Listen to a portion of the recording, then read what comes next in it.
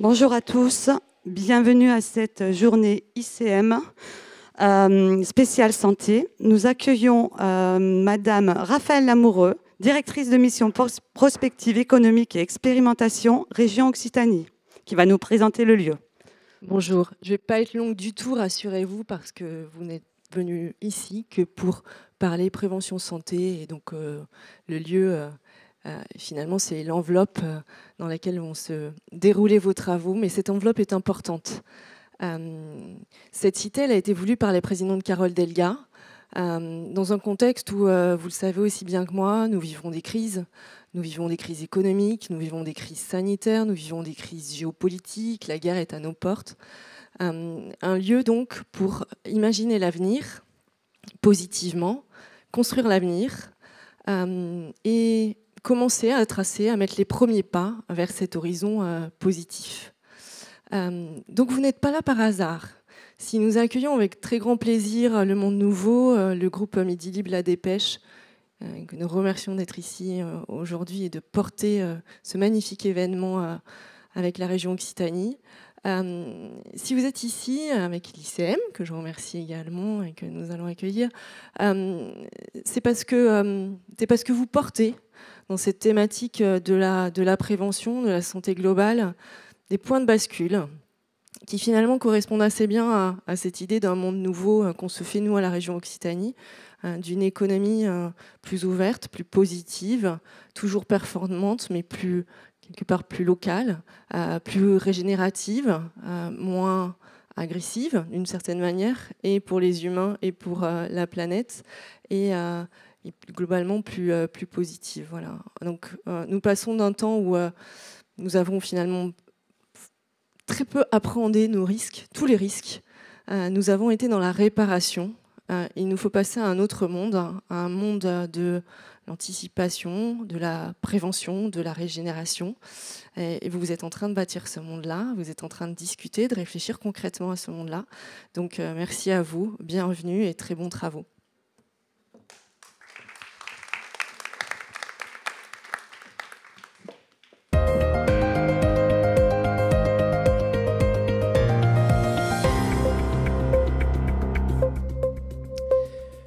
Merci Madame Lamoureux et merci à la région de nous accueillir dans cette cité de l'économie et des métiers. Il y a quand même un lien avec ce dont nous allons parler, puisque la santé, la prévention, c'est aussi une économie et une question de nouveaux métiers, et notamment dans ce monde nouveau. Alors, on va aujourd'hui avoir une journée consacrée donc à la prévention des cancers et à tout ce qui concerne cette prévention. Et cette journée s'intègre dans le cadre donc, du Monde Nouveau. Et je tiens à remercier très chaleureusement Madame Marie-France Bailey-Marchand, qui est présidente de la Dépêche et qui est grande organisatrice et créatrice de cet événement, le Monde Nouveau, qui justement vise à tracer des perspectives sur les nouveaux enjeux de demain. Et on est tous concernés, bien sûr, par ces enjeux de réchauffement planétaire qui nous inquiètent et comment y répondre. Et la prévention, sous toutes ses formes, fait bien sûr partie de ce monde nouveau. Il vaut mieux mettre beaucoup de moyens pour prévenir que pour guérir. C'est un vieil adage. On le sait, mais malheureusement, ce bon sens, des fois, populaire, n'est pas toujours partagé par certains de nos énarques. Je n'en dirai pas plus. Voilà. Écoutez, donc, très heureux de vous accueillir pour cette journée de prévention. On a un très beau programme avec des invités prestigieux qu'on présentera au fur et à mesure de la journée. Je vous invite aussi à participer aux 2 journées suivantes du Monde Nouveau, qui vont être très importantes.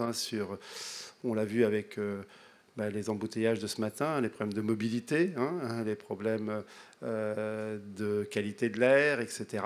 Donc je crois qu'on a beaucoup d'enjeux à discuter et ces 3 journées vont être essentielles. Alors, écoutez, nous sommes vraiment finalement pile à l'heure, puisque je dois modérer la première session. Donc je voudrais vous dire quand même deux mots, c'est que effectivement cette journée s'intègre aussi dans le cadre des événements du centenaire de la création de l'Institut du cancer de Montpellier. L'Institut du cancer de Montpellier a été créé il y a effectivement 100 ans, le 26 octobre 1923, par l'ouverture simplement de 5 lits au départ de cancérologie dans l'hôpital de Montpellier, qui s'appelait l'hôpital suburbain de Montpellier. Depuis, l'ICM a bien grandi, fait partie maintenant des 18 centres de lutte contre le cancer de la Fédération Unicancer, plus de 1100 personnes, plus de 250 chercheurs. Et une grande particularité sur le site de l'ICM, c'est l'espace Épidore et le département de prévention. Il y a plus de 32 ans, à l'époque, le professeur Pujol avait créé cet espace Épidore dédié à la prévention, et notamment à la prévention chez les plus jeunes, puisque nous sommes en partenariat avec le rectorat. Nous avons des enseignants qui travaillent à Épidore et que nous vraiment promouvons, vous aurez des exemples tout à l'heure, des actions auprès des jeunes pour bien sûr prévenir tous les risques, tous les facteurs de risque que l'on connaît de maladies chroniques et bien sûr de cancer. Et donc c'est donc tout à fait logique que dans ce cadre d'Épidore et de ce département de prévention, nous avons prévu d'organiser cette journée consacrée à cette thématique.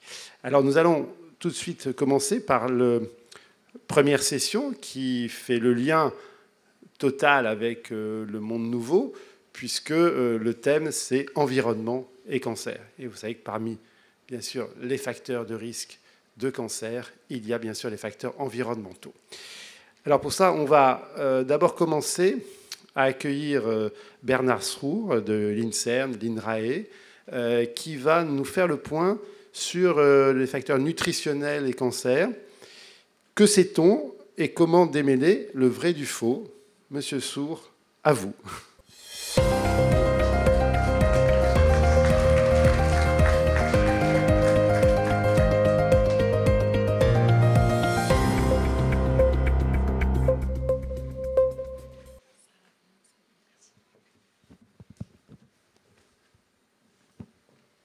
Bonjour à toutes et tous. Merci beaucoup pour cette invitation. Je suis ravi d'être ici. Donc, je me présente rapidement. Je m'appelle Bernard Srour. Je suis professeur en épidémiologie à INRAE, donc l'Institut national de recherche en agriculture, alimentation et environnement. Et je coordonne un réseau de recherche. Je n'ai pas mes diapos.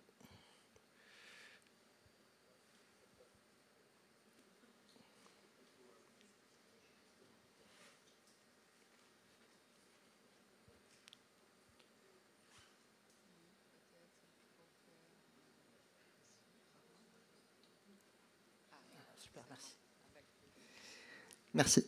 Et je coordonne donc un réseau de recherche qui s'appelle le réseau NACRE, le réseau Nutrition, Activité Physique, Cancer, Recherche.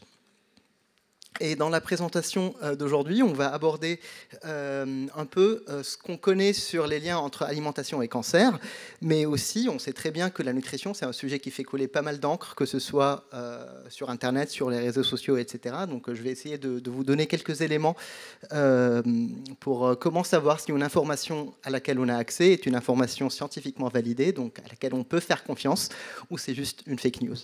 Donc petit rappel, et ça fait pas de mal en ce début de journée, de dire que quand même le cancer, ça reste une maladie multifactorielle, donc il n'y a pas une seule cause pour le cancer. Bien évidemment, il y a des facteurs non modifiables comme l'âge, ça reste quand même une maladie très liée à l'âge. Mais, et heureusement, il y a des facteurs modifiables sur lesquels on peut agir autant que possible. Bien évidemment, on pense au tabac, mais aussi il y a des facteurs qui sont liés à la nutrition, à l'alimentation, comme les aliments qu'on consomme, la consommation d'alcool, notre poids, qui peuvent être des facteurs de risque ou des facteurs protecteurs. Il y a aussi d'autres facteurs que je ne vais pas évoquer, qui vont certainement être repris dans la journée. Donc là, on va plus se concentrer sur ces facteurs modifiables-là. Et comme vous pouvez le voir, donc la nutrition est au cœur des facteurs modifiables, donc peut être un levier important de la prévention nutritionnelle.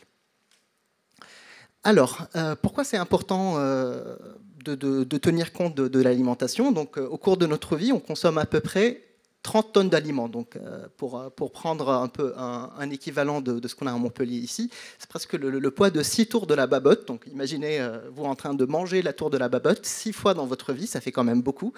Et on boit 50 000 litres de boisson, donc de quoi bien remplir l'aqueduc de Saint-Clément. Ça fait quand même une sacrée quantité de substances auxquelles on est exposé, que ce soit des nutriments, donc quand on parle normalement d'alimentation, on pense aux lipides, aux protéines, etc., mais aussi d'autres composés auxquels on est exposé via l'alimentation, les additifs alimentaires, les contaminants liés au mode de transformation, au mode de production, aux emballages, mais aussi l'alcool, les additifs alimentaires. Donc on peut bien imaginer que les rôles de ces constituants sur notre santé ne sont pas quand même, que ces constituants ne sont pas inertes vis-à-vis de notre santé. Ce qui est important à savoir quand on s'intéresse à la nutrition et au cancer, c'est que ce domaine de détection de facteurs de risque et de facteurs protecteurs est très complexe. Justement, pourquoi ? Parce qu'il n'est pas simple du tout d'établir un niveau de preuve entre un aliment et le cancer. Donc, si on s'intéresse par exemple à la pharmacologie, c'est un peu plus facile parce qu'il suffit de faire quelques essais cliniques, on a notre réponse, on sait que tel médicament est efficace ou tel médicament n'est pas efficace. On a cette démarche de cause à effet. Pour l'alimentation, c'est un peu plus compliqué que ça, justement parce que nous ne pouvons pas mener ces essais cliniques pour des raisons logistiques, pour des raisons éthiques surtout. Donc on doit procéder autrement. Comment on procède ? Justement, on doit se baser sur l'ensemble de la littérature scientifique qui existe. Et quand on dit l'ensemble de la littérature scientifique, donc on doit bien évidemment tenir compte de tous les types d'études qui existent. Donc, il y a des études chez l'animal, sur des modèles animaux, des études sur des modèles cellulaires, mais aussi des études observationnelles chez l'humain ou même interventionnelles chez l'humain, qui peuvent nous permettre donc de rajouter des éléments pour avoir plus de preuves et pour pouvoir dire, par exemple, la charcuterie augmente le risque du cancer colorectal, par exemple. Donc c'est vraiment la prise en compte de toutes les études qui existent sur un facteur donné qui vont nous permettre d'apporter cette réponse. Il y a plusieurs instances dans le monde et à l'échelle nationale en France qui permettent de faire ces expertises-là, donc de tenir compte de tous les résultats des études qui existent. Par exemple, le Centre international de recherche sur le cancer qui est basé ici à Lyon en France, le Fonds mondial de recherche sur le cancer, en France l'INCa par exemple. Donc je vais vous présenter rapidement au tout début de cette présentation quelles sont les conclusions de ces expertises-là. Et après on va parler de quelques clés pour essayer de savoir si une information qu'on voit quelque part peut être validée, en guillemets, si on peut croire ce qu'on lit ou pas. Donc je vous disais tout à l'heure que c'est vraiment très important de prendre en compte toutes les informations dont on dispose. Donc voici la méthodologie que ces agences d'expertise utilisent. Bon, c'est un peu à la louche parce que ça peut différer d'une agence à l'autre. Mais ce qui est intéressant à savoir, c'est qu'il est très essentiel de prendre en compte toutes les études qui existent et de ne pas choisir seulement les études qui nous arrangent. Et justement, en fonction du nombre de ces études, de leur qualité, mais aussi de leur hétérogénéité, on va pouvoir dire le niveau de preuve est assez fort, donc est convaincant, est probable, et on va donc pouvoir donner la réponse aux décideurs politiques pour après émettre des recommandations nutritionnelles de prévention du cancer ou même de la santé plus globalement. Donc, pour commencer, ce qui est quand même très important à savoir quand on parle de nutrition et de cancer, c'est qu'il n'y a pas d'aliments interdits, et encore heureusement, et il n'y a pas d'aliments anti-cancer. Donc il n'y a pas d'aliments miracle, et il n'y a pas un aliment à lui seul qui est capable de provoquer le cancer. C'est toute une question d'alimentation globale, d'alimentation équilibrée, qui va donc interagir. Tous ces composés auxquels nous sommes exposés vont interagir entre eux. Donc nous avons des recommandations, des repères à pouvoir atteindre, qui peuvent donc interagir entre eux pour qu'on puisse diminuer notre risque d'avoir un cancer. Donc là, bien évidemment, on ne parle pas du changement des comportements, on parle des facteurs de risque, des facteurs protecteurs auxquels nous pouvons agir pour changer ou pour améliorer notre alimentation. Donc, selon une expertise publiée par l'INCa et le Centre international de recherche sur le cancer, donc là, vous pouvez voir que 8% des nouveaux cas de cancer en 2015 en France étaient liés à une consommation d'alcool et à peu près entre 10 à 11% liés à l'alimentation déséquilibrée et le surpoids et l'obésité. Si on rajoute le manque d'activité physique et une durée d'allaitement trop courte, on arrive à presque 20% des cas de cancer, donc presque un nouveau cas de cancer sur 5 qui peut être lié à un facteur nutritionnel. Donc c'est vraiment très important d'agir sur ces facteurs-là. Ça va le faire. Pour attaquer donc avec notre chef de file quand on parle de nutrition, d'alimentation, bien évidemment, il ne faut pas oublier l'alcool. Donc ça reste quand même le premier facteur de risque qui est lié à l'alimentation et à la nutrition vis-à-vis du cancer. L'alcool qui augmente donc le risque de 8 localisations cancéreuses avec des niveaux de preuve qui sont assez forts. L'alcool dont la consommation doit vraiment être limitée parce que justement une consommation d'alcool régulière, même une faible consommation régulière, donc une consommation d'1 verre par jour tous les jours, surtout chez les femmes, peut augmenter le risque de cancer du sein et de plein d'autres cancers. Donc une grande vigilance par rapport à ça. Une recommandation qui est bien prise en compte dans les repères de Santé publique France. Donc pour une consommation à moindre risque, ne pas dépasser 2 verres par jour et pas tous les jours. Et bien évidemment, garder en tête que toute consommation d'alcool est liée à une augmentation de risque de cancer. Le surpoids et l'obésité, là c'est très important d'en parler. On ne peut pas parler de prévention nutritionnelle du cancer sans parler d'obésité. Il y a beaucoup de cancers qui sont liés à l'obésité, justement à travers plusieurs mécanismes comme la résistance à l'insuline. L'obésité donc, est le surpoids responsable de plusieurs localisations de cancer. Un facteur également sur lequel on peut agir à travers une pratique d'activité physique, à travers une consommation de fruits et légumes. On va en parler un peu plus tard. Les viandes rouges et les charcuteries, aussi un facteur de risque important qui augmente le risque du cancer du côlon et le risque du cancer du rectum à travers plusieurs mécanismes. Je ne vais pas rentrer dans ces détails-là. Justement, donc des recommandations nutritionnelles de ne pas dépasser 500 grammes par semaine de viande rouge et 150 grammes par semaine de charcuterie. Donc, petite question, justement, parce que ça va me permettre de revenir sur une notion dont je parlais tout à l'heure. Est-ce que, à votre avis, les compléments alimentaires à base de bêta-carotène, on sait que c'est un antioxydant, et peut-être augmenteraient ou diminueraient ou n'ont pas d'influence sur le risque de cancer? Qu'en pensez-vous? Qui dit les compléments alimentaires à base de bêta-carotène diminuent le risque de cancer? Augmente? Pas d'influence? D'accord. Donc je vois qu'il y a quand même une majorité de l'audience qui pense que ces compléments alimentaires n'ont pas d'influence sur le risque de cancer. C'est très important parce que justement, je vais vous raconter une petite anecdote par rapport à ce que je disais au début. Dans les années 90, c'était la grande mode des antioxydants. Donc, on a vu dans les études cellulaires et chez l'animal que les antioxydants permettaient de limiter la taille des tumeurs. Donc, l'idée à la base, c'était, tiens, si tout le monde prenait des compléments alimentaires à base d'antioxydants, on pourrait prévenir le cancer. Donc il y a eu des grands essais cliniques qui ont été lancés, surtout 2 grands essais cliniques américains et européens, les CATBC et les CCARET, qui ont donc supplémenté des fumeurs, parce que justement c'était une population à haut risque de développer un cancer, en bêta-carotène, pour voir si ces fumeurs ou ces personnes vont avoir moins de risque de développer un cancer. Surprise, ces deux essais cliniques ont dû être interrompus plus tôt, avant leur fin, parce que le groupe supplémenté avait plus de risque de cancer du poumon que le groupe non supplémenté.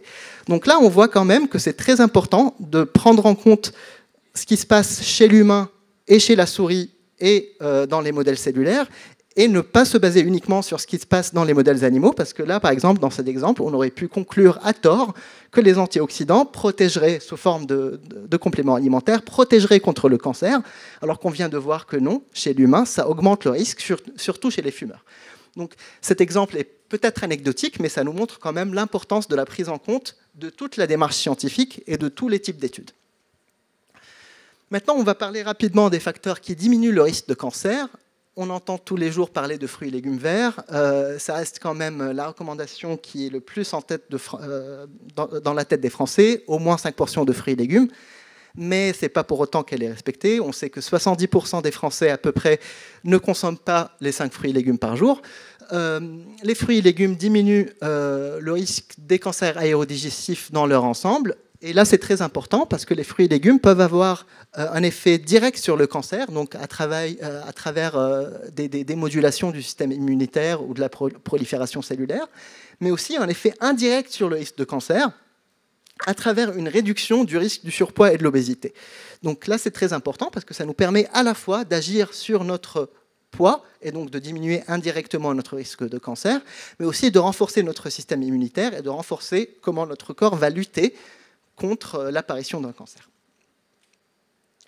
Les fibres aussi, des facteurs protecteurs très importants pour le cancer du côlon, à travers plusieurs mécanismes. Et donc c'est très important d'augmenter sa consommation de fibres à travers la consommation de produits céréaliers complets. Petit conseil, si jamais il y a des professionnels de santé dans la salle, on entend tout le temps, oui, mais les patients n'aiment pas les pâtes complètes, etc. Un petit retour d'expérience que nous avons souvent de la part des diététiciennes, c'est que le passage des pâtes pas complètes aux pâtes semi-complètes est un bon moyen de commencer, parce que les pâtes semi-complètes ont déjà un goût plus supportable pour les patients que les pâtes complètes. Les produits laitiers, donc ce qu'on sait, ce que la science nous dit, ce que ces rapports d'expertise nous disent, c'est que ces produits laitiers-là, consommés à la hauteur de 2 produits laitiers par jour, diminuent le risque d'avoir un cancer du côlon, à travers également plusieurs mécanismes. Et pour finir sur les facteurs nutritionnels et les niveaux de preuve, je vais parler quand même d'activité physique, qui a un rôle très important sur la prévention du cancer, à la fois directement, donc à travers des mécanismes biologiques comme la diminution du taux des hormones de croissance, mais aussi indirectement à travers la réduction du risque de surpoids et d'obésité, comme pour les fruits et légumes. Et si je vais encore pousser le bouchon plus loin, je dirais qu'un effet indirect à travers la diminution de la pollution, qui va donc diminuer le risque d'avoir un cancer qui est lié à la pollution. Mais ça, je pense que Béatrice reviendra dessus dans sa présentation. Donc une recommandation de Santé publique France d'augmenter son niveau d'activité physique et bien évidemment de diminuer le temps passé assis, donc la sédentarité, parce qu'on peut à la fois être très actif et très sédentaire. C'est très important d'agir sur les 2 niveaux. Donc avec ces quelques éléments, voici les recommandations pour une alimentation protectrice contre le cancer, donc à travers moins de consommation de viande rouge, de charcuterie, éviter ou limiter sa consommation d'alcool, augmenter sa consommation de fruits et légumes, de fibres, etc. Donc, comme je vous l'ai dit, c'est un pattern complet. Il n'y a pas d'aliment interdit, il n'y a pas d'aliment miracle. Bien évidemment, vous pouvez avoir les détails de toutes ces fiches-là sur le site web du réseau NACRE. Et je vais dire juste 2 mots sur l'organisation de ce réseau et je vais vous montrer quelques exemples donc, de recherches qui sont issues des collaborations dans ce réseau-là. Donc le réseau Nutrition, Activité Physique, Cancer, Recherche, qui existe depuis presque 23 ans maintenant, vise à encourager les partenariats scientifiques pour développer de la recherche multidisciplinaire et pluridisciplinaire sur nutrition et cancer. Là, on parle de prévention, donc on travaille avant l'apparition de cancer, mais aussi pendant la maladie et après la maladie. Nous avons aussi des missions de formation des professionnels de santé, mais aussi de communication envers le public et les patients. Nous fonctionnons donc grâce au soutien de longue date de nos partenaires que je remercie, l'INCa et INRAE. On est aujourd'hui presque 45 équipes en France qui travaillons donc d'arrache-pied pour faire avancer de la recherche sur le sujet. Donc, quelles sont les pistes prometteuses ? Donc, là, jusque-là, nous avons vu les facteurs nutritionnels pour lesquels nous avons assez de preuves pour dire « Ah ben là, c'est des facteurs de risque, c'est des facteurs protecteurs ». Mais ce n'est pas tout, parce que la recherche, c'est un processus dynamique. Nous avons tout le temps des travaux de recherche qui sortent. Il y a des facteurs comme l'alimentation biologique, pour laquelle il y a 2 études sur le cancer. Donc pour le moment, pas un niveau de preuve assez important, mais on espère que ça va venir. L'alimentation ultra transformée, avec presque 6 études sur le cancer. Donc vraiment, au-delà de la qualité nutritionnelle, comment la transformation des aliments, l'ajout des additifs, etc. peut jouer. Les contaminants, donc qu'ils soient liés aux matériaux de contact, aux pesticides, les rythmes circadiens alimentaires, donc est-ce que l'heure à laquelle on mange peut aussi avoir un rôle, mais aussi toute la thématique One Health, donc est-ce que une démarche One Health, donc une alimentation bonne pour l'humain, bonne pour la planète et bonne pour l'animal, peut aussi réduire le risque de cancer. Il y a plein de questions encore là-dessus, mais nous travaillons dessus en France et à l'échelle internationale à travers des travaux de recherche. Par exemple, dans la cohorte Nutrinet Santé en France, plusieurs travaux donc, de recherche sont en cours pour essayer de faire avancer ces questions de découverte de nouveaux facteurs de risque. Il me reste 10 minutes, non 2 minutes? Ah, c'est 20 minutes. D'accord. OK. Alors, je vais essayer d'être très rapide et de finir dans ces 2 minutes-là. Donc, avec tout ce qu'on a vu jusque-là, est-ce qu'on peut croire tout ce qu'on peut lire sur les réseaux ou sur Internet? Donc, petite question aussi que j'aimerais poser à la salle. Donc, là, j'avais trouvé des articles, le curcuma, une épice anti-cancer, et on voit bien qu'il y a quand même une étude scientifique qui s'appelle Curcumine et cancer. Est-ce qu'à votre avis, le curcuma est une épice anti-cancer? Est-ce qu'on peut guérir le cancer ou prévenir le cancer avec le curcuma? Qui dit oui? Qui dit non? D'accord. Vous avez raison, il y a une majorité quand même qui disent que ce n'est pas une épice anti-cancer. Cette rumeur, entre guillemets, vient du fait que dans certaines études chez l'animal, en effet, on a détecté que la curcumine, donc le principe actif du curcuma, pourrait diminuer la taille des tumeurs. Mais bien évidemment, si on essaye d'extrapoler chez l'homme, pour atteindre ces niveaux plasmatiques qui sont nécessaires à avoir cet effet, il faut qu'on ingère des tonnes et des tonnes de curcuma, parce que le curcuma n'est pas bien absorbé. Donc là aussi, un autre exemple pour savoir que ce qu'on regarde ou ce qu'on observe chez l'animal n'est pas forcément extrapolable chez l'humain. Et justement, là, il va nous falloir presque 25 ou 30 kilos de curcuma par jour pour arriver à ces doses-là. Donc, ce n'est pas avec votre petite pincée de curcuma que vous allez guérir ou prévenir votre cancer. Quelques autres exemples, j'en ai pour 1 minute rapidement, pour des sites desquels vous pouvez vous méfier. Donc, un site qui affirme avec confidence que le lait, c'est le deuxième criminel qui se cache dans votre réfrigérateur. Je ne sais pas quel serait le premier, mais en tout cas, ils ont l'air très confiants. Les raisons de ne plus consommer de lait de vache. Donc là, on voit bien que c'est un site commerçant avec le petit panier là qui vous permet d'acheter des boissons végétales.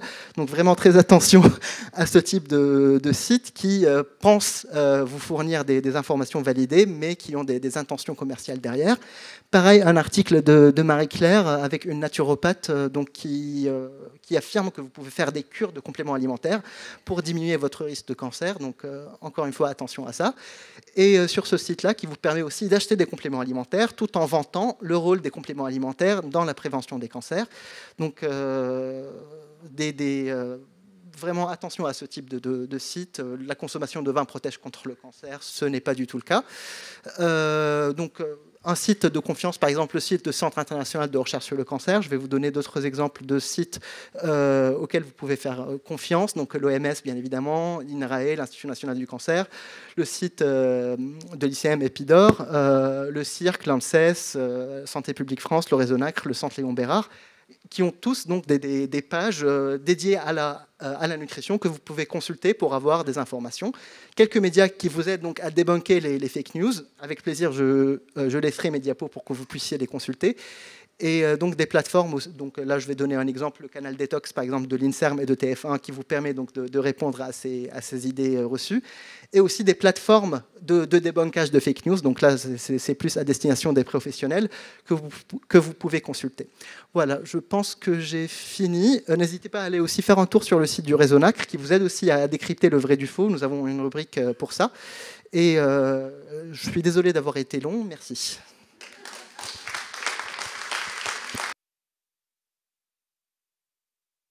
C'était parfait, merci beaucoup. Il y aura beaucoup de questions. On fera une discussion générale après les 3 interventions, une petite table ronde. Et donc, merci à tout à l'heure. On est très heureux maintenant d'accueillir le professeur Béatrice Fervers, qui est le chef du département de prévention d'un très grand centre de lutte contre le cancer aussi, le centre Léon Bérard à Lyon, qui est vraiment une experte et qui va nous parler de la problématique des pesticides, qui a été un tout petit peu abordée, mais là on est très curieux de savoir ce qu'elle va nous dire sur le lien entre pesticides et cancer. Béatrice, si tu as 15 minutes, et puis après on fera une discussion. J'essaie de faire...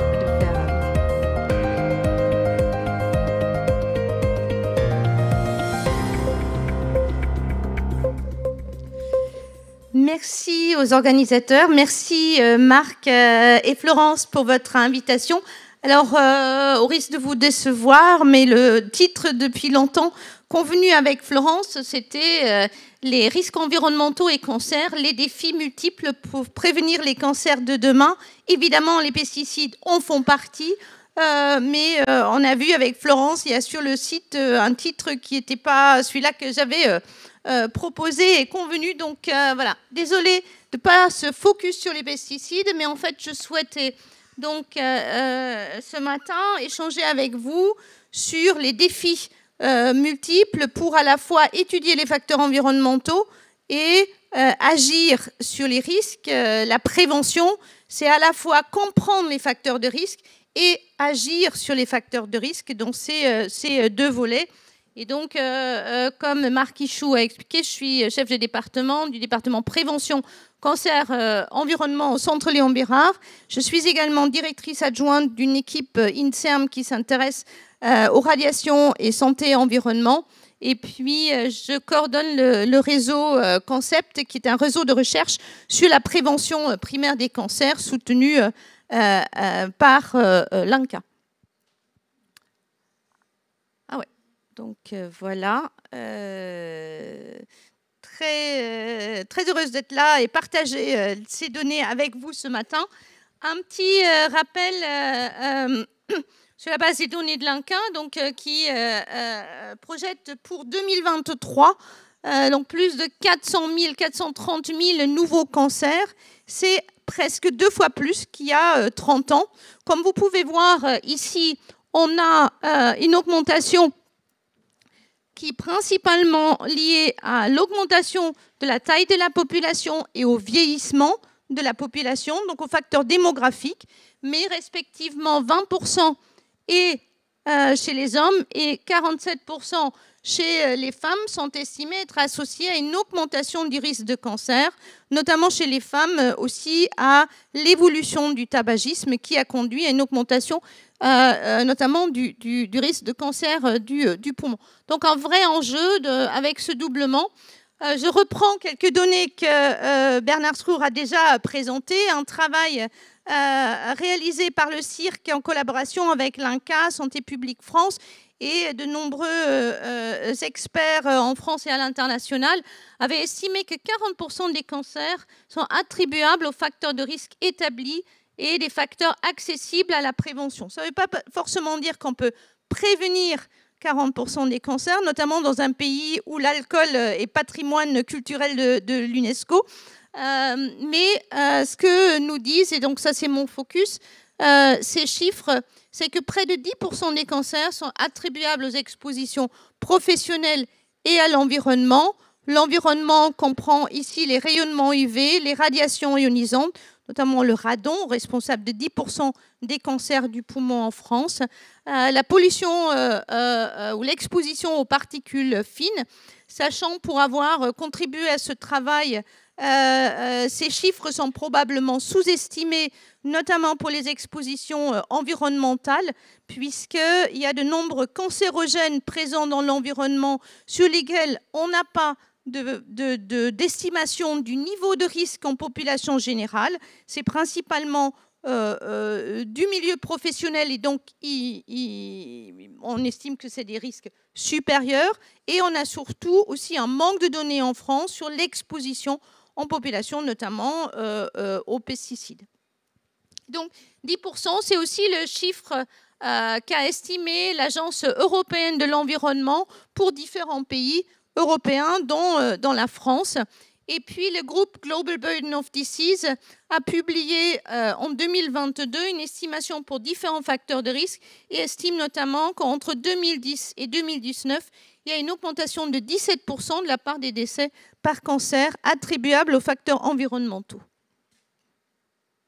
Alors, le cancer, aujourd'hui, première cause de décès en France, mais pas seule pathologie liée à l'environnement. Et on partage dans les cancers beaucoup de facteurs environnementaux avec d'autres pathologies. Et ce même Global Burden of Disease groupe a estimé que 15% des cardiopathies ischémiques et 19% des AVC étaient attribuables à l'environnement. Et une autre publication, toujours issue de ce groupe, a estimé qu'en France, 23% des décès étaient attribuables à l'environnement, et on a effectivement un partage de facteurs, notamment avec les pathologies cardiovasculaires. Alors, si on revient au cancer, on a donc ici... Ça marche ? Non, ça ne marche pas. Bon. On a 40% attribuables aux facteurs de risque établis accessibles à la prévention. On a 10% des cancers qui sont des cancers dits héréditaires. Et donc, il nous manque 50% des cancers dans la globalité sur lesquels on ne connaît pas aujourd'hui les facteurs de risque avec précision.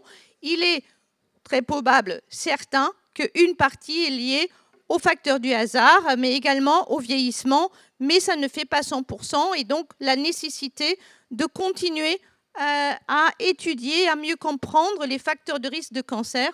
Et on voit ici à droite que pour certaines pathologies, comme les cancers du col de l'utérus, on peut attribuer 100% ou 80% des cancers aux facteurs de risque établis.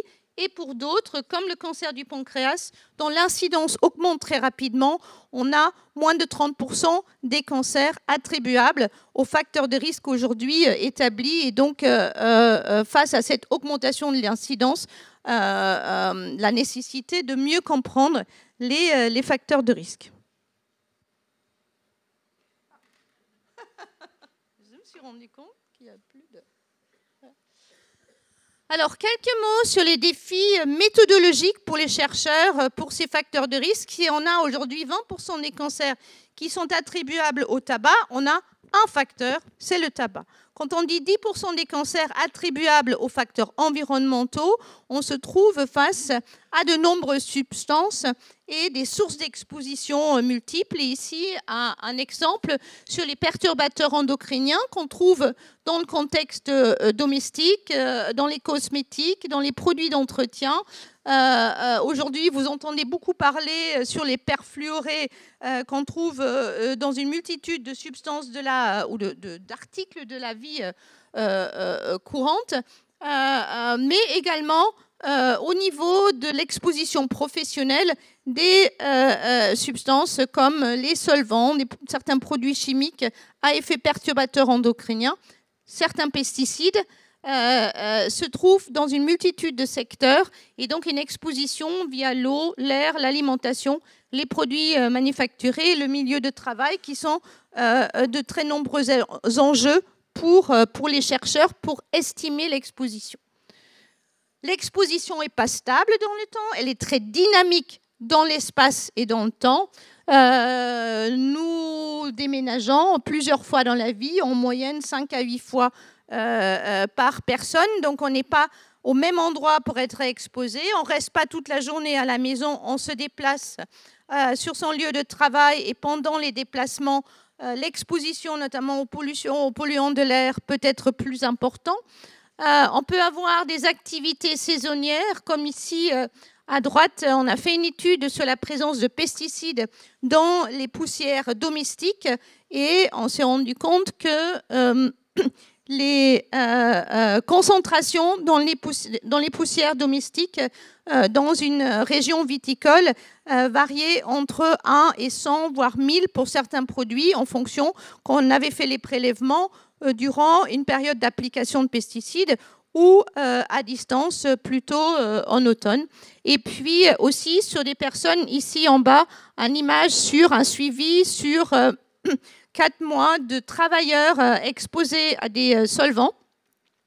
C'est 2 travailleurs qui travaillent côte à côte sur le même poste, et on voit qu'ils ont individuellement une variation importante, mais aussi pour le même poste, pour les mêmes gestes, pas la même exposition mesurée au niveau du sang.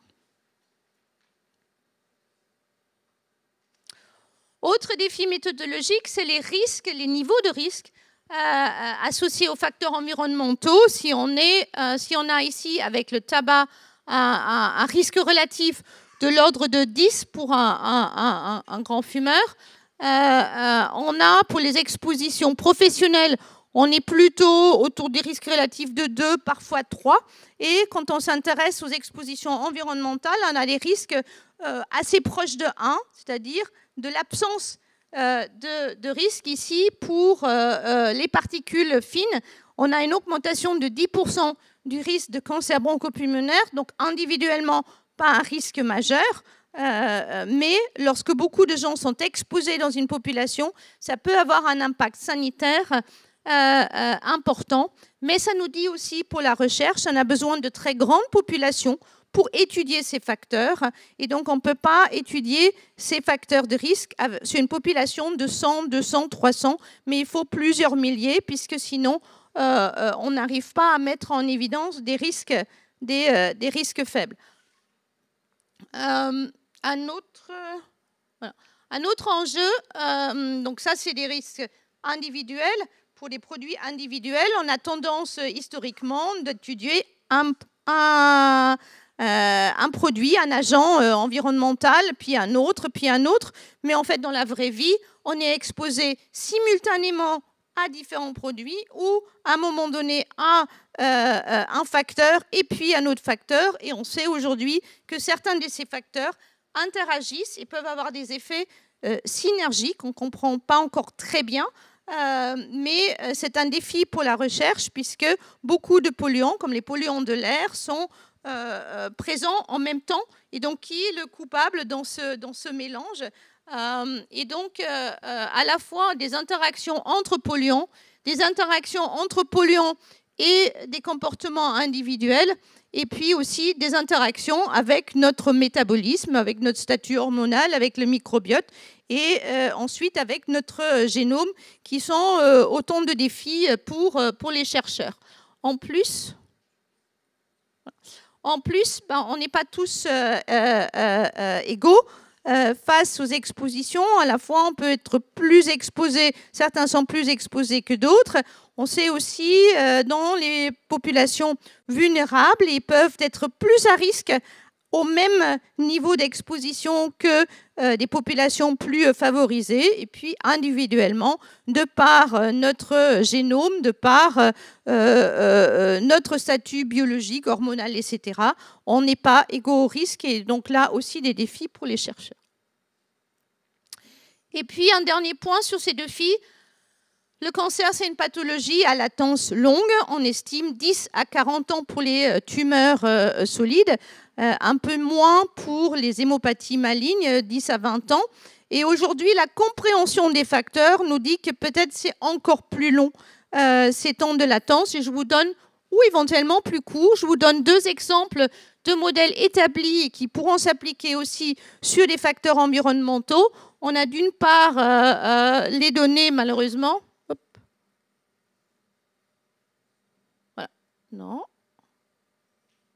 Ah, ça avance malgré que je fais marche arrière. Encore, ouais. Merci beaucoup.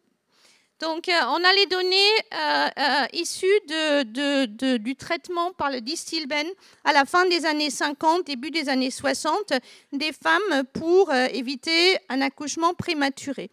Et ces femmes qui ont été traitées ont eu une augmentation du risque de cancer du sein plus tard dans la vie. Mais surtout, les filles qui avaient été exposées in utero avaient un risque encore plus important de cancer du sein après la ménopause dans les études. Et donc, ça veut dire plus de 50 ans de temps de latence.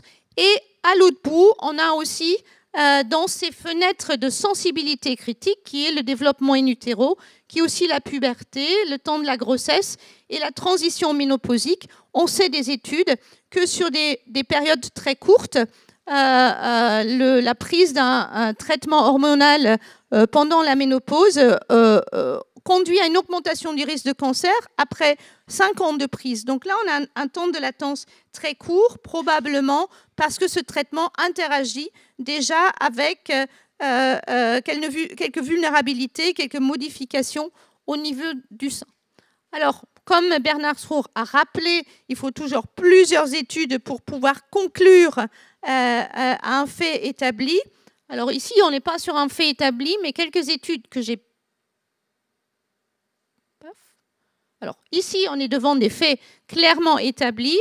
Et la question, c'est aujourd'hui, est-ce que les facteurs environnementaux suivent pas ce même mécanisme? Alors j'arrive, voilà. Et donc, il y a quelques études qui suggèrent qu'une exposition élevée au PM à la naissance serait associée à une augmentation du risque de cancer du sein post-ménopausique.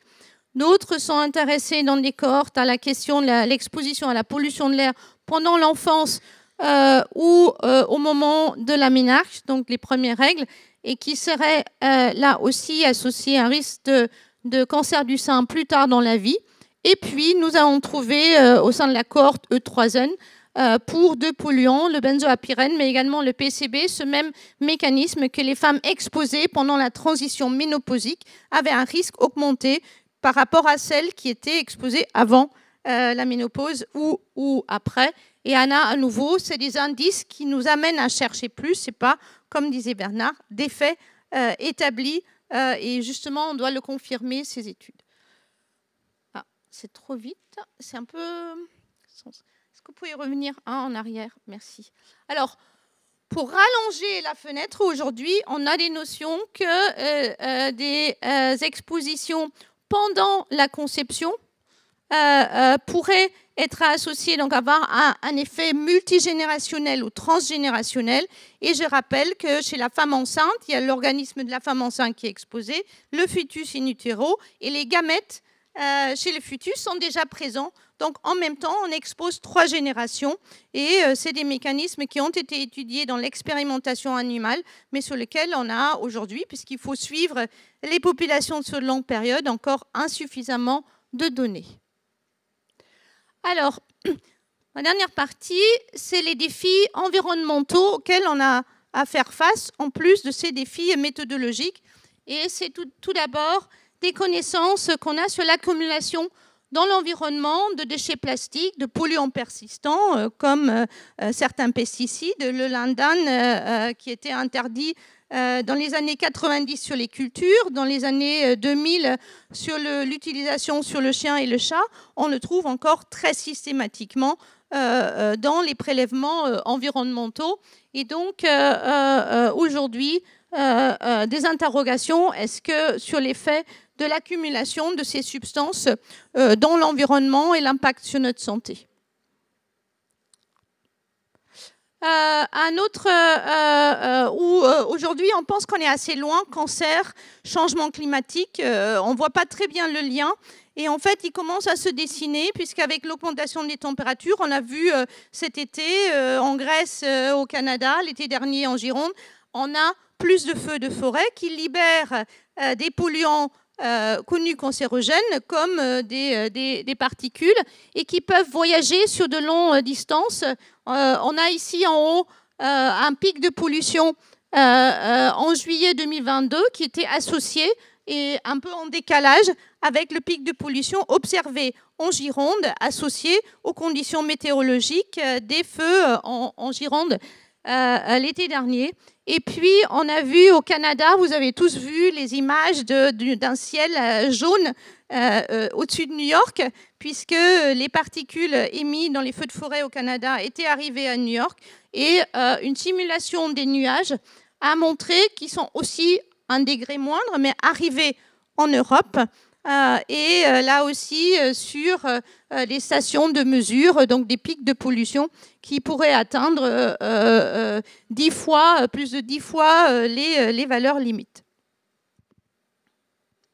Alors, les vagues de chaleur, les inondations eux aussi peuvent impacter négativement notre effort de prévention, d'une part avec des chaleurs qui peuvent empêcher certains à pratiquer régulièrement l'activité physique. Et on voit ici, c'était une image sur 2003, on peut avoir certains pays où de très nombreuses heures, 10, 12, mais déjà même quand c'est 8, sont des températures où il est déconseillé de faire une activité physique intense. Et donc, ces évolutions peuvent impacter négativement notre effort de prévention, tout comme à la fois les sécheresses et les inondations peuvent empêcher certaines populations à l'accès aux 5 fruits et légumes dont Bernard Srour a parlé tout à l'heure.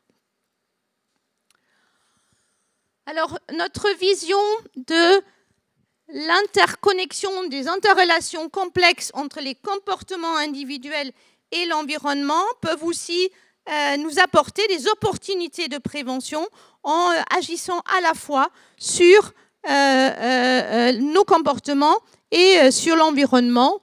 Donc, un exemple est l'activité physique. Voilà.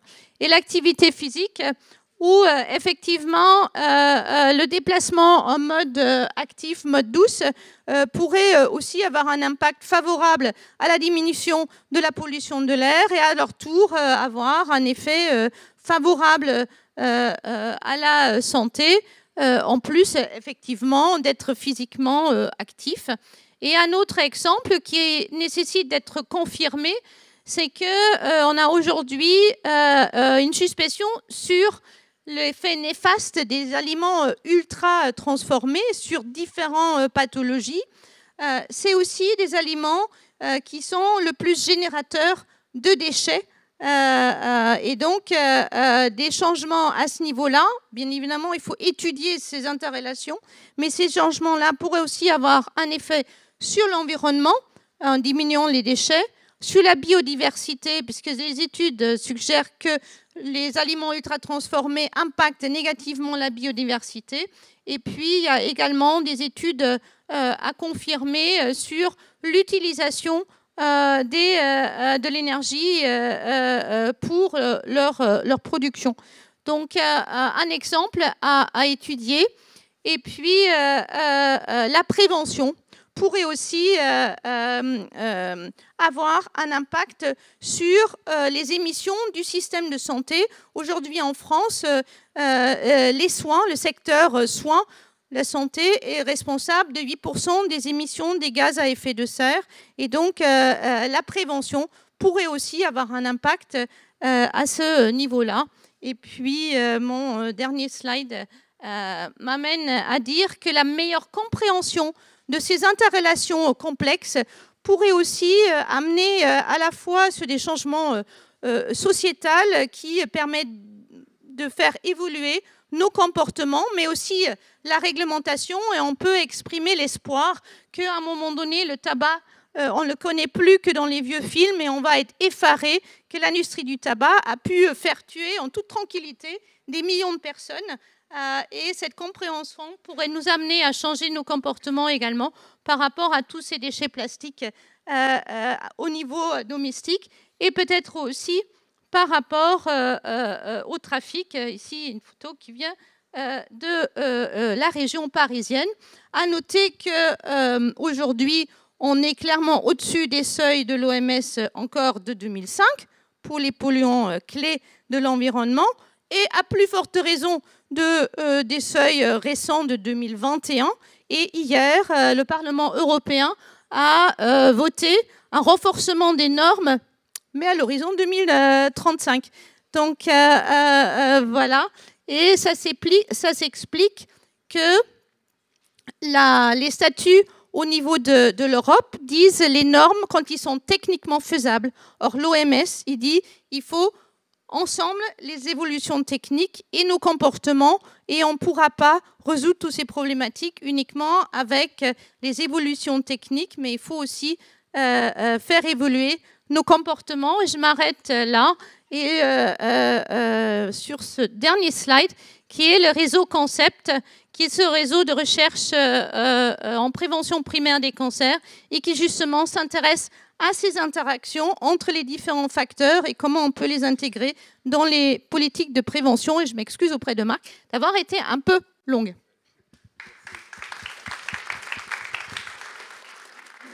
Merci beaucoup de cette magnifique revue. Et on aura la discussion aussi tout à l'heure. Et on est donc très heureux maintenant d'accueillir aussi le professeur Linda Cambon, qui est professeure titulaire de la chaire Prévention de l'Institut de santé publique d'épidémiologie et de développement à Bordeaux, et qui va nous présenter le titre dont elle veut parler. Comme ça, je ne risque pas de me tromper. Linda, à vous. Merci. Merci beaucoup. En effet, moi, je vais vous parler de ce qu'on appelle les déterminants structuraux ou structurels de la santé, que je vois en tout cas dans mes travaux et puis de par mon expérience aussi professionnelle antérieure, comme aujourd'hui les nouveaux enjeux de la prévention, même si vous verrez, et je finirai sur ça, c'est pas si nouveau que ça, mais c'est pas du tout encore intégré dans la manière de faire de la prévention dans le contexte français. Alors, les déterminants structuraux. Ce que j'ai prévu de vous faire, c'est une petite démonstration à travers certains facteurs de risque, de voir comment est-ce qu'on peut les appréhender. Béatrice parlait de la compréhension de la manière dont les choses marchent, par quel mécanisme, par quel processus, en fait, certaines expositions à notre environnement, qu'il soit social ou physique, a un impact en fait sur la santé et comment est-ce qu'on peut travailler sur ces sujets-là.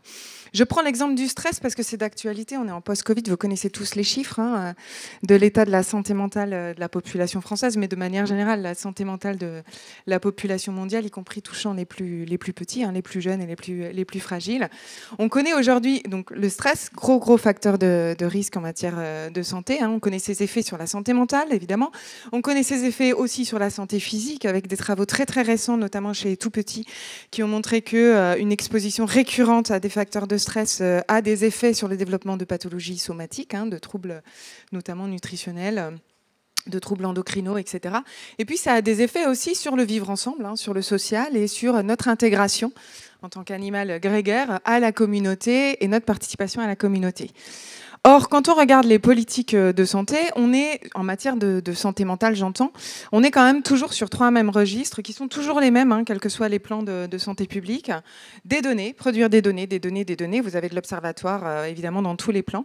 Les comportements, informer, développer les compétences pour résister à un environnement stressant, pour résister à ces facteurs de risque. Et puis, surtout, beaucoup de soins, de repérage et tout. Je vous invite à voir dans les entreprises, dès qu'il y a des problèmes dits psychosociaux, c'est de la psy, c'est des ateliers de mindfulness.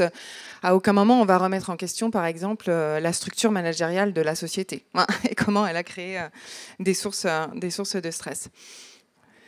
Les mesures les plus probantes, quand on regarde vraiment la recherche interventionnelle, qui est l'objet de ma recherche, j'ai fait l'impasse sur la présentation pour aller vite parce que je crois qu'on est très en retard. On voit que, par exemple, en fonction des milieux de vie, on connaît aujourd'hui les stratégies qui permettent de limiter finalement ces facteurs de risque, ce facteur de stress. En entreprise, c'est le développement de l'autonomie dans son travail, l'équilibre de la charge de travail, la qualité des relations sociales, que ce soit avec des professionnels de même niveau ou avec évidemment sa hiérarchie, et la valorisation des efforts. Donc ce sont des stratégies managériales avant tout, et pas des ateliers de mindfulness ou du repérage psychosocial, même si évidemment je ne remets pas ça en question, c'est pas l'objet de ma présentation, mais ça reste des stratégies de rattrapage. À l'université, la santé mentale des étudiants, c'est un gros sujet, encore plus aujourd'hui. Les travaux sont aussi sans ambiguïté par rapport à toutes les stratégies comparées, le marketing social, l'éducation pour la santé, les interventions par les pairs, les applications de promotion de la santé mentale. Les stratégies les plus efficaces, c'est la manière dont on fait les enseignements et la manière dont on évalue les étudiants. Et ça vaut pour le secondaire et ça vaut pour l'université. C'est ça, en fait, qui engage la santé mentale de manière positive ou négative chez les étudiants. Et dans la cité, là, je vous parle de travaux qui ont quand même 20 ans, ça date, et pourtant, c'est pas encore pris en compte dans les politiques. Dans la cité, qu'est-ce qui marche le mieux, en fait, pour favoriser la santé mentale, pour promouvoir la santé mentale ? C'est d'abord des stratégies structurelles qui favorisent l'intégration sociale, la lutte contre l'isolement, la réduction de la précarité matérielle et financière, un environnement social et une sécurité matérielle, et surtout un sentiment d'appartenance, un sentiment de participation et de valorisation. C'est ce qu'on appelle le vivre ensemble, c'est ce qu'on appelle la cohésion sociale. Et vous voyez ces travaux-là. Vous pouvez passer la diapo d'après, parce que ça n'a pas l'air de fonctionner. Voilà. L'exemple justement d'un cadre méthodologique, d'un cadre conceptuel qui explique comment la cohésion sociale, elle fabrique ou pas de la santé de manière assez claire. En fait, il y a un certain nombre de mécanismes qui sont en jeu quand le vivre ensemble est positif. C'est la confiance et le sentiment d'appartenance, le partage de valeurs. La quantité, la nature et la qualité des interactions sociales et l'intégration. Et les effets sont là aussi sans ambiguïté sur la santé mentale, la guérison des maladies, l'adhésion au traitement, la lutte contre les addictions, l'activité physique et l'accès aux soins, notamment des plus démunis. Et même au sens politique, ça transforme les politiques, en fait, quand ce vivre ensemble fonctionne bien, avec des mesures non sanitaires qui sont favorables à la santé, c'est-à-dire qu'on considère l'environnement comme étant un facteur de santé dont il faut prendre soin. Ça rejoint à la problématique One Health qu'évoquait tout à l'heure Béatrice. Un meilleur accès aux soins et davantage de politiques de prévention. Donc on a l'impression comme ça que la cohésion sociale, c'est pas un sujet de santé. En réalité, c'est un gros sujet de santé. La nature, là aussi, on va en parler, je crois, pendant tous ces 3 jours-là. La nature, on sait aujourd'hui à quel point elle est importante. 80% de la population vit en zone urbaine. Et l'accès à la nature va avoir un effet sur le développement de l'asthme, le diabète, les maladies cardiovasculaires, le cancer, la santé mentale, avec un certain nombre, là aussi, de mécanismes d'action qui sont parfaitement clairs dans la littérature. Une exposition aux facteurs de stress environnementaux, ça a été évoqué dans les présentations juste avant. Le développement des capacités, notamment l'accès à la nature, favorise des comportements sociaux, des interrelations, réduit les inégalités sociales de santé, favorise la mixité, rapproche les gens de classes différentes et induit des comportements dits sociaux favorables à la santé en matière d'alimentation, d'activité physique, etc. Favorise la santé mentale à travers le ressourcement par la modification du cadre de vie et évidemment à la fonction environnementale qui a été évoquée par Béatrice de protéger l'environnement, qui a aussi un impact évidemment sur la santé mentale quand on prend soin de l'environnement dans lequel on vit. Plus précisément, par exemple, sur les enfants, l'accès à la nature a un rôle énorme en fait sur le développement et la santé mentale des enfants, bien supérieur à tous les programmes de développement des compétences psychosociales qu'on peut connaître et qu'on voit se mettre en place. On a un très fort niveau de preuve dans la littérature autour de l'impact de l'accès à la nature sur l'activité physique, le développement cognitif, la santé mentale de manière générale et les comportements sociaux entre enfants et entre adultes. Les leviers donc les plus efficaces seraient la présence d'espaces verts à proximité du domicile ou de l'école de l'enfant et surtout un panel d'activités pratiquées dans les espaces verts. C'est par exemple les écoles en forêt qu'on peut voir dans certains pays du Nord. Par rapport à ça, justement, un des mécanismes de cette nature, c'est ce qu'on appelle le jeu naturel. Et là aussi, il y a un tombereau de littérature qui montre qu'un enfant qui joue dans un espace naturel plutôt que dans un espace conçu par des urbanistes, ça a un fort effet sur le développement psychosocial, les ressources en santé mentale, le développement cognitif, social et émotionnel de l'enfant, qui sont les armes dont il aura besoin pour ne pas mettre justement des comportements, notamment à l'adolescence, des comportements à risque de santé et notamment à l'âge adulte, parce que ça va le rendre plus fort par rapport à ce que l'environnement va lui faire subir et tout ce qu'il va pouvoir traverser tout au long de sa vie. Et donc vous voyez là, c'est l'ensemble, c'est un panel, je ne vais pas aller dans le détail, mais c'est vraiment un panel de l'ensemble des compétences qui sont développées rien qu'en laissant un enfant s'éduquer et jouer en fait dans des espaces naturels sans prescription de l'activité par des adultes. Ça, c'est une condition pour que ça fonctionne, c'est-à-dire lui laisser prendre des risques et organiser lui-même la manière dont il va prendre en main en fait cet environnement pour le servir. Et pourtant, quand on regarde nos politiques de santé, on a une timide politique incitative autour de la santé environnementale. Ça, c'est un petit flyer fait par la Direction générale de la santé pour inciter les villes à avoir un urbanisme favorable à la santé. En revanche, donc, voilà, pour protéger les enfants et les adultes, en revanche, si vous vous intéressez à la grenouille pélodite, qui est en haut, il y a un texte de loi dans le Code de la santé publique qui réorganise, très contraignant, qui réorganise les projets urbains pour favoriser la protection de la grenouille pélodite. Donc il faut croire que nos enfants n'ont pas la même importance que la grenouille pélodite. Et pourtant, je pense qu'ils sont à peu près dans une même situation aujourd'hui. Justement, sur les enfants, un des publics les plus vulnérables, on l'a vu notamment dans le cadre de la crise Covid. On sait aujourd'hui que ce qui fait la santé des enfants mentale et physique, déjà la santé des enfants, mais aussi des adultes en devenir, c'est justement l'exposition à leur environnement et la manière dont ils vont traverser en fait cette exposition. Et qu'il y a énormément de déterminants qui ont un impact majeur sur son développement et sa santé. Des déterminants qui vont être économiques, évidemment le chômage, le revenu limité des parents, voire inexistant. Des déterminants qui vont être relationnels ou affectifs, qui vont favoriser l'attachement et le positionnement tout au long de sa vie de référent qu'il va pouvoir mobiliser en cas de difficulté. des déterminants socio-éducatifs qui vont lui donner des repères, qui vont le sécuriser, mais également le stimuler et favoriser le développement des compétences qui vont lui permettre justement d'adopter des comportements sociaux favorables à la santé, des environnements physiques, hein, le logement, les transports, l'organisation des quartiers, les infrastructures, je vais y revenir, et puis des environnements sociaux aussi, hein, le fameux vivre ensemble et la cohésion sociale, et comment on dit il faut tout un village pour élever un enfant, comment est-ce qu'on arrive à reproduire ça aujourd'hui dans nos sociétés occidentales où la question de l'enfant elle est essentiellement traitée au niveau nucléaire familial et donc avec beaucoup malheureusement d'isolement. Justement, pour aller un petit peu plus dans le détail, il y a ces travaux récents d'Alderton qui ont montré que les caractéristiques d'un quartier, simplement d'un quartier, ont un impact majeur sur le développement et la santé mentale de l'enfant, soit directement sur lui, soit à travers le parent en fait et le soutien parental. Quelles sont ces caractéristiques du quartier ?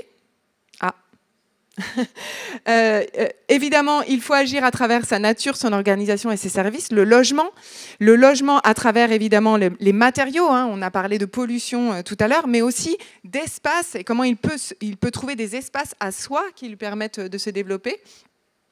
Le quartier lui-même avec l'organisation des logements, est-ce que c'est des grands ensembles, des petits ensembles, des jardins, de l'espace vert, etc. Les services, des espaces de jeu naturels, la sécurité évidemment, l'existence d'infrastructures éducatives, hein, accueil petite enfance, bibliothèque, école maternelle avec des petits effectifs, la marchabilité, c'est-à-dire l'interconnexion entre ce quartier et puis le reste de la cité pour qu'il ne soit pas isolé, à l'intérieur de son quartier, l'ensemble des services éducatifs. L'ensemble de ces caractéristiques, je ne vais pas vous faire la démonstration de l'ensemble du modèle d'Alderton, mais ont un impact majeur sur la santé mentale des enfants, des parents, le support social, l'accès aux soins, le développement cognitif, social et émotionnel. Et même, certaines caractéristiques du quartier ont un effet qui annule ou réduit l'impact de la précarité, dont on sait que c'est le déterminant majeur d'une santé mentale dégradée de l'enfant, permet de réduire l'impact de la précarité sur l'enfant, rien que les caractéristiques du quartier. Ça veut dire qu'on pourrait, avec des projets d'urbanisme, essayer de lutter contre le fléau de la précarité et de ses effets sur la santé mentale et physique. Et pourtant, ces enfants qui sont extrêmement vulnérables à leur environnement et aux mesures politiques que l'on va prendre, lorsque l'on regarde, on voit que les droits de l'enfant sont de moins en moins respectés, qu'il y a une absence ou une faible régulation des déterminants commerciaux. Je ne reviens pas sur la question de l'alcool, qui est très actuelle. L'éducation accroisse les inégalités. Les rapports PISA s'accumulent pour montrer que notre système éducatif n'est pas favorable en fait, à l'équité en santé. Il est égalitaire, mais inéquitable. L'accueil petite enfance, vous avez vu l'essai qui vient de sortir, le rapport de la Cour des comptes, on n'est pas loin du scandale d'Orpea version crèche. Congé parental insuffisant, régulièrement décrié par l'UNICEF alors qu'on est dans une stratégie des 1000 jours. La protection de l'enfance et la PMI, vous connaissez tous aujourd'hui leur état. Et puis je ne reviens pas sur les mesures anti-Covid. L'UNICEF a parlé de génération sacrifiée pour parler des enfants et de l'impact des mesures anti-Covid sur les plus jeunes. Tout ça pour nous enseigner quoi ? Que en fait, la santé, comme les comportements sociaux liés à la santé, c'est-à-dire le fait de se nourrir, de consommer de l'alcool, du tabac, de conduire vite, de ne pas faire d'activité physique, en réalité s'enracinent dès les premières années dans les environnements structurants. Et que peut-être... Évidemment, l'éducation pour la santé, la prévention ciblée, il faut évidemment la maintenir. C'est aujourd'hui le cœur en fait, des stratégies de prévention. Mais peut-être qu'il faut faire un petit pas de côté et de se dire, mais est-ce que les causes sont vraiment là ? Est-ce qu'il ne faudrait pas aller un petit peu plus loin ? Et aller plus loin, en fait, c'est une démarche vraiment coûteuse, mais c'est la voie à suivre aujourd'hui pour une prévention qui est réellement efficace, qui est juste et qui est équitable. Et cette démarche, elle n'est pas si nouvelle que ça. Elle vient du traité d'Helsinki. C'est ce qu'on appelle la santé dans toutes les politiques. Ça veut dire quoi, la santé dans toutes les politiques ? Ça veut dire que peut-être déjà, et ça a été rappelé par la conférence de Genève de décembre 2021, qui a tiré les leçons notamment de l'épidémie, enfin de la syndémie, et qui a dit mais peut-être il faudrait arrêter de parler de santé parce que quand on parle de santé, on parle que d'hôpitaux, de médecins et puis de programmes d'éducation pour la santé. Peut-être il faudrait parler de bien-être parce que du coup des acteurs qui ne se sentent pas des acteurs de santé pourraient prendre conscience de l'impact énorme qu'ils ont en fait sur la construction et la distribution de la santé dans une société. Et donc l'OMS a statué avec son traité sur le fait de parler de bien-être individuel, je commence par celui du bas, qui est en fait le degré de satisfaction par rapport à sa vie, de bien-être social, c'est la qualité des relations entre les personnes et les systèmes sociaux, et surtout de bien-être sociétal. C'est quoi le bien-être sociétal ? C'est comment on s'arrange pour avoir des politiques qui sont cohérentes en faveur d'un objectif partagé de santé, qu'il soit mental, social ou somatique. Et là, c'est juste pour l'illustration, pardon, je reviens en arrière. C'est juste pour vous montrer et faire vraiment le contre-pied de ce qu'on peut voir. Pardon, vous pouvez revenir en arrière, j'y arrive pas. Non, en arrière. Voilà. Ça, c'est une initiative qu'il y a à Marseille, qui s'appelle les Jardins d'Haïti, où à l'intérieur d'un EHPAD, ils ont décidé de mettre des espaces de coworking pour les étudiants et les crèches. Et ça, en fait, c'est une course qui est faite, organisée par l'aide-soignante, qui est faite entre le papy avec son déambulateur et le petit garçon avec sa draisienne. Il faut donc passer d'un domaine, la prévention, d'un domaine que l'on considère un peu comme la fille ou le fils de la médecine, pas du tout en fait, ça vient plutôt des sciences politiques. Donc passer d'un domaine médicalisé, comportementaliste à un domaine politique, moi j'ai l'habitude de dire, il faut passer d'une politique de santé publique à une santé publique politique, c'est-à-dire que les questions de prévention doivent être intégrées en fait, dans chacune des décisions qui sont prises et dans chacun des secteurs sociétaux. Et c'est ce qu'a rappelé là encore l'OMS dans la charte de Genève en disant « Une société en santé est d'abord un choix politique. Le résultat des politiques, des institutions, des économies et des écosystèmes. Pas celui du système de santé et des stratégies uniques d'éducation pour la santé pour justement travailler sur la face cachée de l'iceberg qui était présentée sur ce schéma-là. Ça veut dire quoi concrètement?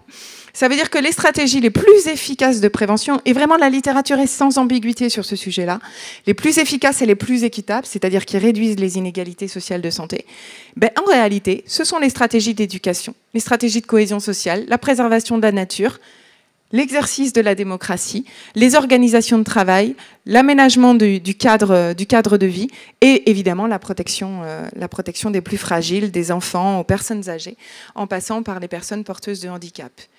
Et en plus, c'est rentable, c'est-à-dire que ça coûte vraiment moins cher que des stratégies comportementalistes. Certains travaux l'ont montré. Le prix Nobel James Heckman en économie qui a montré que $1 investi dans l'accueil petite enfance, c'est d'actualité, permet d'économiser plus que 7, 10 ou 20 ans plus tard, consacrés à la compensation de l'échec scolaire, à la mise en place de plans de reclassement et aux prestations sociales. Deuxième exemple, mais il y en a plein, Stockler qui a montré que $100 de dépenses sociales sont associées à une réduction de 1% de la mortalité globale, alors qu'il faut investir 100 fois plus dans le système de soins. Ce qu'il appelle les dépenses sociales, c'est le soutien à la parentalité, l'aménagement urbain et la redistribution des ressources, notamment tout ce qui est autour du chômage, des temps partiels, etc., etc. Donc en plus, c'est rentable en fait d'agir comme ça et d'avoir cette logique. Ça veut dire quoi? Ça veut dire intégrer la démarche dite de santé dans toutes les politiques. Alors qu'est-ce que c'est que ce machin? La santé dans toutes les politiques, c'est en fait une approche intersectorielle des politiques publiques qui va tenir compte systématiquement des conséquences sanitaires des décisions à travers un outil qui s'appelle l'évaluation d'impact sur la santé, c'est-à-dire qu'on est capable de le faire, on a les outils pour le faire. Rechercher des synergies et des co-bénéfices derrière les réformes qui sont passées dans les différents secteurs ministériels et éviter les conséquences néfastes sur la santé ou sur les déterminants en fait, sociaux de la santé de manière à améliorer la santé de la population mais surtout à réduire les inégalités sociales de santé. Concrètement, et je vais en finir là, comment ça se fait? Ça se fait à travers une alliance science et décision, parce que qui dit évaluation d'impact sur la santé dit mobilisation évidemment des équipes académiques en capacité de le faire, systématiquement dans les grosses réformes et les grosses décisions qui sont prises, quel que soit l'échelon territorial. Un certain nombre d'outils existent, il suffit simplement de les rendre accessibles et de former les gens à les utiliser. Évidemment, l'intersectorialité, un grand mal de notre organisation régalienne ou territoriale d'ailleurs. Donc certes, il faut une volonté politique, mais il y a aussi des mécanismes qui existent et qui ont été utilisés dans d'autres pays. Les pays du Nord ont complètement intégré cette démarche. Le Canada aussi, l'Australie, la Thaïlande. Voilà, il y a des exemples en fait qui ont montré que c'était possible. Des outils structurants qui permettent d'avoir, par exemple, un plan interministériel autour de la santé et de la prévention. Ça se fait au Canada, où par exemple ce plan prévention il a des textes réglementaires sur l'aménagement urbain. Voilà. C'est pas juste de l'éducation pour la santé, du repérage ou du soin. Ça vient sur l'urbanisme, ça vient sur l'organisation du travail, etc. La démocratie, évidemment, pour favoriser la reddition des comptes, c'est-à-dire que les citoyens puissent à un moment se dire, mais en fait, la mesure que vous venez de prendre là, elle est délétère pour la santé des populations. Le partage d'exemples et d'initiatives et évidemment la recherche de co-bénéfices, parce qu'on ne vit quand même pas au pays des bisounours, hein, pour ceux qui ont connu cette génération-là. Il y a des enjeux, hein, l'idée, c'est évidemment de trouver la ligne médiane qui permet de répondre aux objectifs de chaque secteur. Ça peut être un travail de longue haleine, mais si on ne s'y met pas, on peut pas y arriver. Voilà pour ce que j'avais envie de vous dire ici, puisqu'on parle du monde nouveau. Je vous l'ai dit, c'est une démarche qui a 10 ans, en fait. Et peut-être que le monde nouveau, c'est d'intégrer... Il paraît qu'il faut 15 ans entre la production scientifique et la pénétration de ces données-là dans l'exercice politique. Alors voilà, on se dit que peut-être là, d'ici quelques années, on y sera. Merci de votre attention. Merci beaucoup, Linda. Ben non, restez là, Linda. Voilà, venez, Bernard et Béatrice, pour la discussion. On a eu 3 exposés extrêmement brillants, complets, riches. Je pense qu'on est un peu, on a la tête un peu prise par toutes ces informations. On doit se demander un petit peu comment faire pour passer entre les gouttes avec tous ces facteurs de risque. Mais bon, alors, est-ce qu'il y a des questions dans la salle tout de suite, des interventions? Alors, en attendant que les gens se manifestent, la nutrition. Vous avez fait un très complet sur la nutrition, mais il y a un domaine de la nutrition dont on nous parle beaucoup en consultation, c'est la non-nutrition, c'est-à-dire le jeûne. Alors, on nous dit, on a des tas de patients qui viennent, disent « Ah, on me dit de faire un jeûne pendant 1 journée, 2 journées, pendant les chimiothérapies, ils jeûnent 3 jours avant. » On a des patients qui ont beaucoup maigri, d'ailleurs, comme ça. Et on a des discours un peu discordants sur la place du jeûne dans la prévention du cancer. Alors, Bernard? Merci beaucoup. Oui, en effet, c'est une question très importante. Je ne l'ai pas abordée dans ma présentation parce que je voulais plus me concentrer sur la prévention primaire. Et le jeûne, il est plus utilisé dans la société, plutôt par les patients avant leur chimio ou pendant leur chimio, etc. Alors, le réseau NACRE, justement, et l'INCa se sont emparés de cette question il y a quelques années et ont produit un rapport d'expertise sur le sujet en synthétisant tous les essais cliniques et toutes les études observationnelles et animales qui existent. Et le résultat, c'était que justement pendant les traitements et donc après le diagnostic d'un cancer, il n'y a aucune preuve scientifique de l'efficacité d'un jeûne pour améliorer le pronostic d'un cancer, et encore plus, le jeûne peut être dangereux justement parce qu'il peut aggraver une situation de dénutrition et de perte musculaire, donc de sarcopénie, ce qui pourrait être un facteur donc de non-efficacité des traitements et même d'augmentation de leur toxicité. Donc pendant les traitements et après un cancer complètement déconseillé. Et justement en prévention primaire, ce rapport d'expertise a aussi fait le point et nous avons trouvé qu'il n'y a aucune preuve de l'efficacité du jeûne pour prévenir un cancer non plus. Après, je sais qu'il y a des patients qui insistent quand même à le faire. Là, les professionnels de santé, justement, c'est important qu'ils restent dans une démarche d'accompagnement et de suivi et bien évidemment de non-jugement du patient parce que c'est au final, si c'est son souhait, le professionnel doit être à l'écoute. Merci beaucoup, Béatrice. Un complément ? Oui, je voulais donner un petit compliment. Et Bernard, tu l'as abordé au sujet du curcuma, de dire que ça pourrait éventuellement interagir avec les traitements du cancer. Je pense que, comme Marc, tu abordes la question du traitement du cancer, c'est un message important. Il n'y a pas que le curcuma pour lequel on sait aujourd'hui qu'il peut y avoir une interaction avec le traitement du cancer ou le fait que tout simplement certains compléments alimentaires sont métabolisés par les mêmes mécanismes que les traitements du cancer, qui peut conduire, lorsqu'on les prend concomitants au traitement, d'une part à empêcher l'activation métabolique de certains traitements du cancer, ou au contraire, le métabolisme des traitements, et donc augmenter la toxicité. Et donc, il y a peu de données là-dessus. On le connaît pour certains compléments alimentaires. Et il faut être très prudent sur tous les compléments alimentaires pendant les traitements du cancer, notamment les jours de l'administration de la chimiothérapie.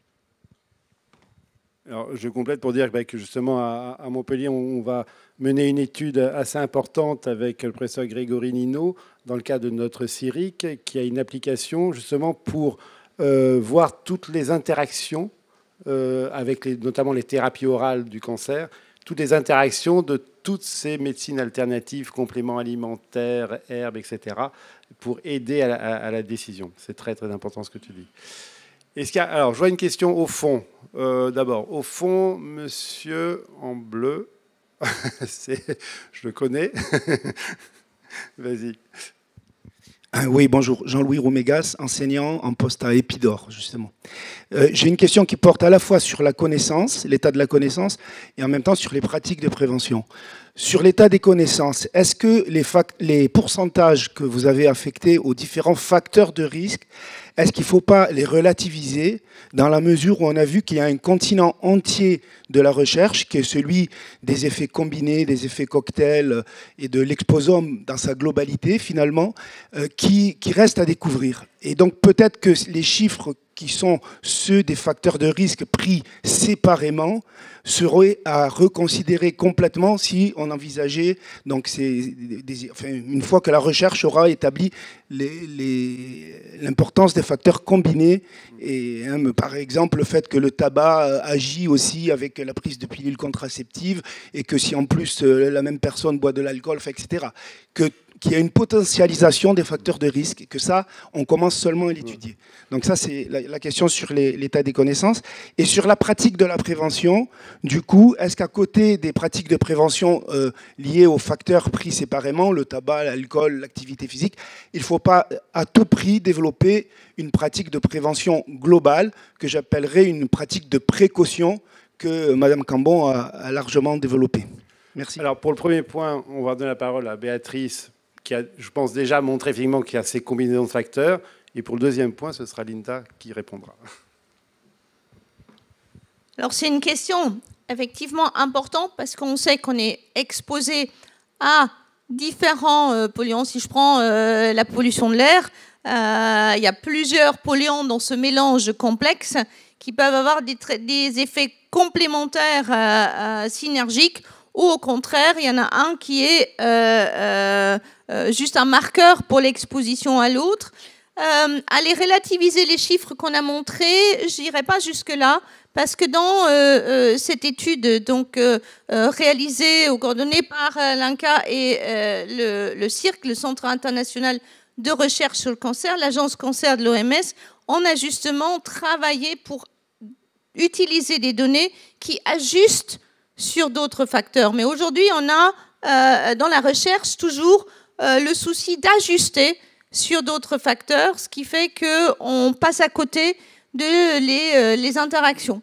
Là où on peut avoir interaction, c'est effectivement quand vous ajoutez les pourcentages individuellement, vous arrivez à plus de 100, ce qui fait qu'effectivement, certains cancers peuvent être liés à la fois à l'alcool et au tabac. Et bien sûr, vous avez vu mon camembert, il reste 50% à trouver. Et dans les 50%, il y a peut-être aussi des effets synergiques. On sait aujourd'hui, il y a un effet entre additif et multiplicatif entre l'amiante et le tabac. Et donc, le tabac, l'alcool, quand les deux sont ensemble, il y a un effet synergique sur l'amiante et le tabac. Il y en a d'autres exemples, mais qui restent pour le moment ponctuels. Et donc, comme vous dites, c'est important de l'étudier. Et je passe à Linda pour la deuxième question. Juste un petit détail aussi, si on prend en compte par exemple une situation de défavorisation sociale, par exemple, on peut trouver justement que dans ce pattern-là, on va retrouver des comportements qui sont à la fois liées au tabagisme, à l'activité physique, à l'alcool, à une alimentation déséquilibrée. Donc, justement, comme vous étiez en train de dire, c'est très important de considérer que justement, il y a un certain sous-type de la population qui est très exposé à tous ces facteurs-là à la fois. Donc, mais comme Béatrice a dit, normalement, c'est pris en compte dans ce type d'études-là, qui sont aussi faites pour être mises à jour dans le temps. Alors Linda, sur la politique de prévention globale. Oui, et ça vient tout à fait dans la ligne de ce que tu viens de dire. C'est-à-dire qu'on voit bien que derrière alcool, tabac, obésité, la racine sociale, la racine de la précarité, elle est prégnante dans les trois. Et ça va pour d'autres comportements à risque, problématiques de santé mentale, troubles anxieux, décompensation, etc. Donc la question qu'on pourrait se poser, c'est en effet, allons à la racine, quoi, hein. Michael Marmot, président de la commission déterminants sociaux à l'OMS, appelait ça la cause des causes, en fait. Allons à la cause des causes, parce qu'en agissant sur la cause des causes, on peut agir sur l'ensemble des facteurs de risque. Et donc c'est plus efficace et plus équitable. Et c'était vraiment l'objet de la présentation. Et ça peut, alors agir sur la cause des causes, c'est pas simple. Du coup, parce que c'est pas dans le domaine de la santé. Si on parle de la précarité, comment on fait pour agir sur la précarité? Et donc, ça veut dire qu'il y a une réflexion un peu systémique à avoir, pas sur la précarité peut-être elle-même, c'est-à-dire définie comme le niveau de revenu moyen, parce qu'on va pas mettre tout le monde au même revenu, mais sur les mécanismes d'action de la précarité. L'isolement, le fait de vivre dans des quartiers pourris, pas de transport pour avoir accès à des services, de l'alimentation de mauvaise qualité parce que c'est celle qui est accessible ou c'est celle qui est dans le quartier, de la stigmatisation. Voilà, c'est agir sur les mécanismes en fait de la précarité, sur ces facteurs de risque. J'exposais les travaux, je ne l'ai pas nommé, mais Zou, qui montraient que les caractéristiques du quartier servent de coussin à l'effet de la précarité sur les enfants, ça pourrait être reproduit sur des adultes. Donc l'enjeu, en fait, il est vraiment là. Il est vraiment dans. Je vous vois plus, monsieur, mais voilà, vous étiez quelque part là. L'enjeu, il est vraiment là. C'est de se dire, ok, il y a ces facteurs de risque. Finalement, ils ont les mêmes racines. Allons à la racine. Parfois, la racine elle-même, on peut pas toucher. Voilà, le revenu, on peut pas toucher. Mais essayons de comprendre, et ça rejoint ce que Béatrice disait, et par quel mécanisme tout ça passe. Et là, on peut agir, en fait, de manière partagée. Merci. Alors, Daniel Lisery, président de la Ligue contre le cancer, et puis après, on aura une autre question. Ce n'est pas une question, c'est un constat, une réaction, un petit moment d'humeur. Marc, quand tu as... alors tout d'abord, je voudrais remercier les trois orateurs pour ces trois présentations vraiment très, très intéressantes, très importantes. Et du coup, Marc, tu as parlé des énarques.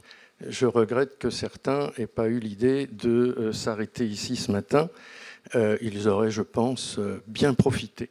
La deuxième chose, Linda a évoqué la problématique des travaux interministériels, des silos. Il se trouve que je préside le comité de suivi du PNNS. Alors, il paraît qu'il y a un petit devoir de réserve, donc je vais être, disons, le plus léger possible. Mais je dois dire que 50% du temps consacré à cette mission, c'est à essayer de faire travailler ensemble des gens qui s'ignorent volontairement ou parce qu'ils sont soumis à des lobbies sur lesquels il faudrait intervenir et le plus publiquement possible. Et troisième point, j'en aurai terminé, il a été évoqué dans la présentation de Linda des expériences qui se font ailleurs, dans d'autres pays, certains très limitrophes. On est séparé du Rhin, uniquement du Rhin de l'Allemagne. Il suffit de traverser le pont de Kiel pour voir que plein de choses qu'a présentées Linda existent à 2 stations de tram du centre de Strasbourg. Voilà, je trouve ça insupportable. Merci de ce message et de ce petit coup de gueule du président de la Ligue. C'est vraiment son rôle. Une question. Oui, rapidement, sur le rôle du sucre et le régime cétogène dans l'alimentation. Vous n'en avez pas parlé. Alors Bernard, il a évoqué un peu le sucre, je crois. Hein. Allez. Merci. Oui, c'est aussi une question importante. Alors, avec l'état des connaissances actuelles, ce qu'on sait, donc là encore une fois, je vais parler de la prévention, donc avant le cancer, ce qu'on sait sur le rôle du sucre, c'est qu'il y aurait un effet du sucre sur l'apparition du cancer, mais via l'obésité. Donc un effet indirect via la prise de poids, même s'il y a certaines études qui commencent à suggérer des liens via l'inflammation et via la résistance à l'insuline, même sans passer par l'obésité. Mais pour le moment, le niveau de preuve pour cet effet direct est encore bas. Donc maintenant, si on parle de la maladie elle-même, pendant la maladie, donc on en revenait il y a 5 minutes, on en parlait il y a 5 minutes.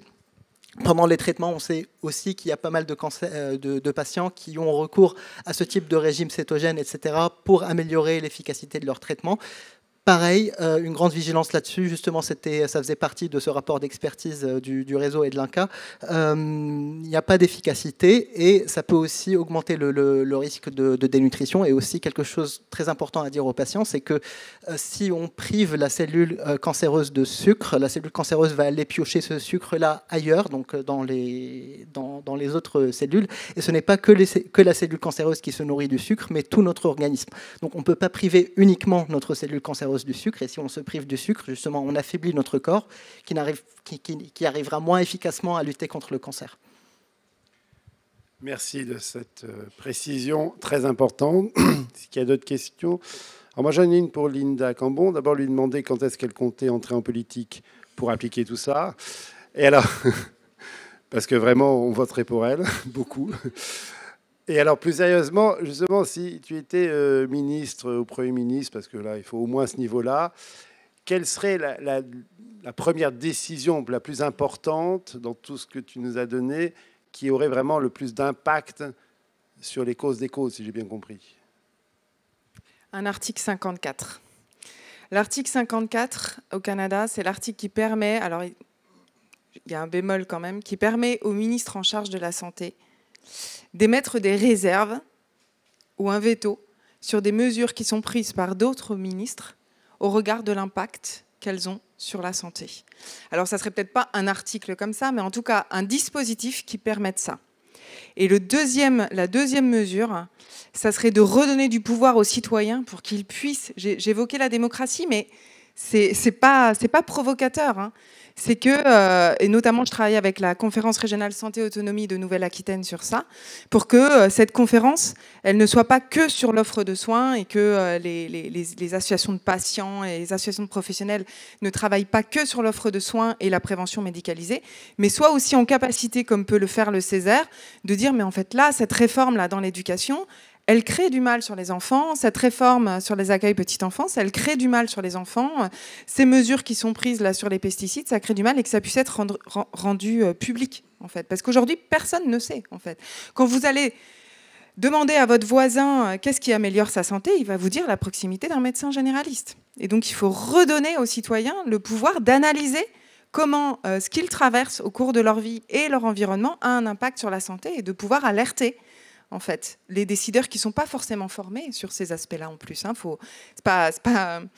C'est que celui qui travaille sur l'urbanisme, il ne sait pas. Je travaille avec des urbanistes, quand on leur montre les modèles de l'impact de leurs décisions, les bras leur en tombent. En fait, ils n'ont pas du tout notion du pouvoir qu'ils peuvent avoir sur la santé des citoyens. Donc ça serait ça, mes mesures. Il y a une élection importante en 2027, il faut te préparer. Hein. Et dans la salle... Alors, professeur Norbert Ifra, président de l'Institut national du cancer. Oui, merci. Juste rebondir. D'abord, joindre toutes mes félicitations, mais je le savais, parce que c'est un petit monde et on se connaît, à ce qu'a dit Daniel. Il finance beaucoup d'actions. Hein, mais je voudrais redire que sur la dénutrition et les régimes de type cétogène, si je peux donner le témoignage de quelqu'un qui a soigné des malades pendant 40 ans, quand votre malade commence à perdre 2 kilos dans la période du combat, tous les voyants sont au rouge. Dans le champ que je connais le moins mal, qui est celui de la leucémie aiguë, quand il a perdu 2 kilos,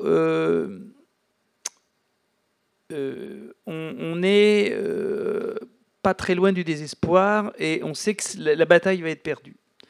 Donc la dénutrition, la dénutrition et les régimes de type... enfin, vous voyez, les jeunes, etc., c'est une catastrophe. C'est vraiment une catastrophe. Voilà, je crois qu'il faut absolument dire que dès qu'on traite ces malades en situation aiguë, la première chose qu'on fait, c'est leur mettre une alimentation parentérale pour que, en plus de ce qu'ils arrivent à manger, on leur apporte environ 2000 calories par jour. Et c'est le prix de la victoire. Et ça, on l'a appris avec le temps. Et je disais à Marc hier que avec les deux mêmes outils, les deux mêmes médicaments, entre le début des années 60 et la fin des années 2010, les deux mêmes médicaments dans les leucémies aiguës myéloblastiques, on est passé de 5% de malades guéris à 60% de malades guéris. Alors certes, les antibiotiques se sont améliorés, certes, tout ce qu'on veut, mais une des premières choses qui a changé, ça a été justement ce travail sur l'alimentation et la réalimentation et la lutte contre la dénutrition. Donc vous pouvez imaginer le désespoir que quelqu'un comme moi et mes pères peuvent avoir lorsqu'ils entendent promus sans aucune censure possible ces régimes cétogènes, qui, dans le fond, rentrent dans la même philosophie, et ces jeunes. Et vraiment, on ne dira jamais assez combien c'est dangereux, combien les gens se font du mal. Et non seulement, évidemment, je suis d'accord avec ce qu'a dit Bernard Strour, mais je serais peut-être encore plus virulent. Moi, à aucun moment, je n'accompagne ces positions. Jamais. Je leur dis, vous faites ce que vous voulez. Évidemment, nous sommes dans un pays libre, mais moi, je vous garantis que c'est la pire chose que vous puissiez faire aujourd'hui. Après, évidemment, vous êtes libre. Évidemment. Mais à aucun moment, je ne vous suis dans cette démarche. Je partage totalement cette position que je défends auprès de mes patients aussi, de la même façon. Je crois que c'est vraiment important, mais on a des messages tellement forts par ailleurs que ça devient compliqué. Alors, moi j'ai une question pour Béatrice. Elle n'a pas trop voulu parler de pesticides dans l'exposé. On a actuellement, c'est mon quotidien, un nombre de cancers du pancréas, ça a été cité, qui est en augmentation vraiment très importante. Avec un rajeunissement, avec une féminisation, avec l'absence, beaucoup, on ne voit plus les mêmes que ce qu'on voyait il y a 20 ans. 20 ans, effectivement, c'était des gens plutôt un petit peu obèses, plutôt masculins, bon, alcool, tabac, café. Là, on voit des gens qui sont sportifs, qui mangent parfaitement bien, etc. Donc, où on en est de la recherche de ces facteurs de risque? Et là, est-ce que l'environnement, les facteurs environnementaux type pesticides peuvent avoir un rôle, et comment faire pour arriver à démontrer cela? C'est compliqué. Merci pour cette question compliquée. Peut-être juste avant, je voulais soutenir les velléités politiques de Linda et les suggérer de viser plutôt plus haut. Et au lieu d'un article qui interdit, donne au ministre de la Santé d'interdire, plutôt de reformer à ce que dans chaque ministère qui touche à la santé, il y a un poste clé qui est chargé de la santé, puisque, comme tu le dis, l'essentiel de notre santé est fabriqué en dehors du système de santé, et c'est cette interaction entre l'économie, les politiques et la santé, et que la santé des autres champs est complètement absent. Et quand on est dans le ministère des Transports, le mot-clé santé est absent. Quand on est dans l'agriculture, il n'y a pas un représentant de la santé, etc., etc. Et donc, il fallait que tu vises un poste un peu plus haut pour pouvoir intégrer cela. Alors, pour revenir un peu plus terre à terre sur les questions de recherche, et aujourd'hui, le cancer des pancréas, comme d'autres cancers, il y a le cancer du testicule aussi, dont on a vu une augmentation extrêmement rapide de l'incidence des pathologies sur lesquelles on n'a pas trop de données justement sur les facteurs de risque d'établi. Alors sur le cancer du pancréas, c'est effectivement le tabac en premier, qui peut marginalement expliquer cette augmentation chez les femmes. Pour le cirque, c'est le seul facteur aujourd'hui établi de facteurs de risque avec le cancer du pancréas. Il y a l'obésité, l'alcool également, mais difficile à expliquer cette évolution rapide. Sur le contexte professionnel, il y a quelques études là aussi, on voit des gens plutôt plus jeunes arriver avec ça. Du côté des expositions professionnelles, il y a certaines expositions associées à la fois aux hydrocarbures aromatiques polycycliques, donc tout ce qui est des processus à la fois liés au pétrole et au processus de combustion, mais aussi certains solvants, notamment des produits chlorés. Et donc, pour revenir à la question pesticides, ça peut également être une piste, sans qu'on a pour le moment pris un fil sérieux dans cette pelote-là.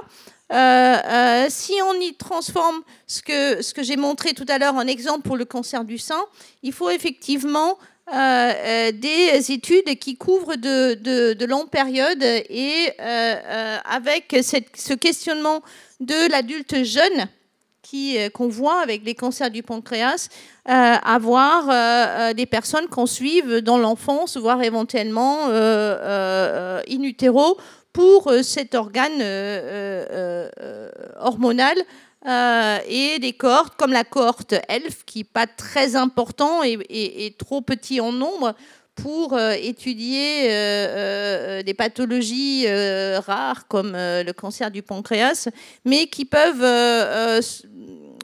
reposer sur un suivi dans le temps et probablement la nécessité à un moment donné de faire une grande étude de cas témoins pour avoir une puissance suffisante sur ces cancers qui, malgré leur augmentation importante et très inquiétante de l'incidence, restent relativement rares.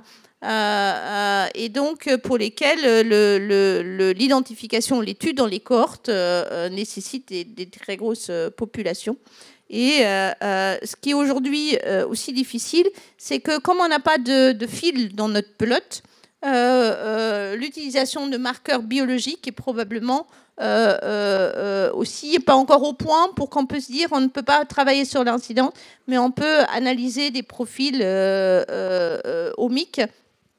Et donc, oui, ce serait quelque chose sur lequel il faudrait investir. Et c'est un peu dommage que dans le PER pancréas que l'INCa a financé, il n'y a finalement pas un volet épidémiologique qui est arrivé en haut de la pile.